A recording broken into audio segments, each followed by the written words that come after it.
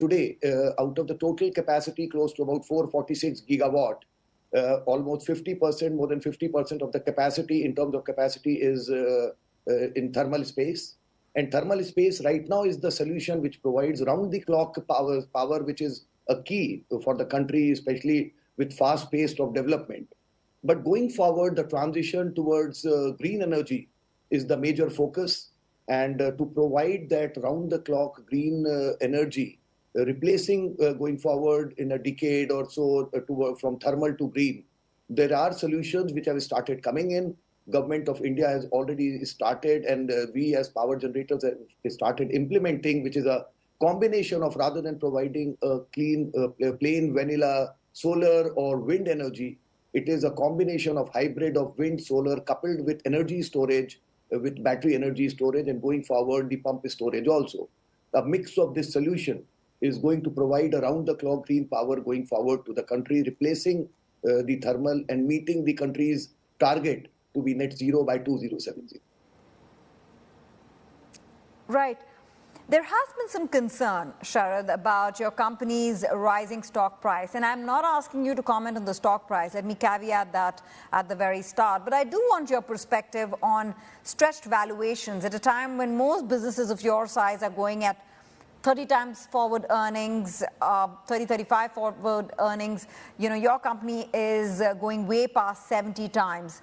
What does that reflect in terms of the earnings potential? And do you think the market is giving you outsized benefit for your energy transition investments, your new energy investments, which will come through, which will bear fruit, which will generate returns 5, 10 years down the line?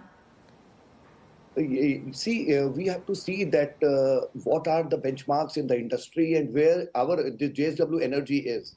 If we see in terms of our energy transition, this which started about 10 years back in the country, and when we felt that the desired returns to the shareholders is not coming, we were quiet. We were not just for the sake of increasing the capacity, we were adding on. But now in last 2 years, when we have witnessed the environment is conducive, the returns are protected, our benchmark returns are being met. We are going aggressive in terms of moving towards the energy transition. And as of now, when we are talking, almost 52% of our total portfolio is green energy, which has increased in last 1 year, and going forward with a present operating capacity of 7.5 gigawatt, the total order pipeline to execute which we have is 16 gigawatt. And going forward, more than 2/3 of our total portfolio is moving towards green energy with firm orders and power purchase agreements already signed.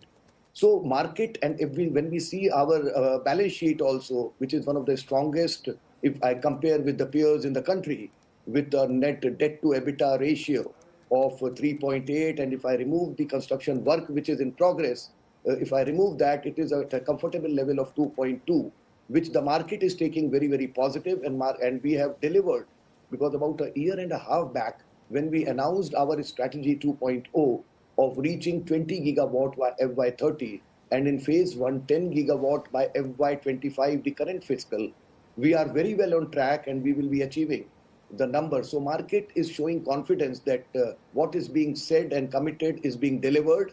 And we are now with this kind of order book and the environment conducive, returns protected, benchmark returns being met. We are absolutely confident that 20 gigawatt, which we have announced 2 years back, by FY30 will be having significantly earlier, maybe few years earlier, we will be achieving that number of 20 gigawatt.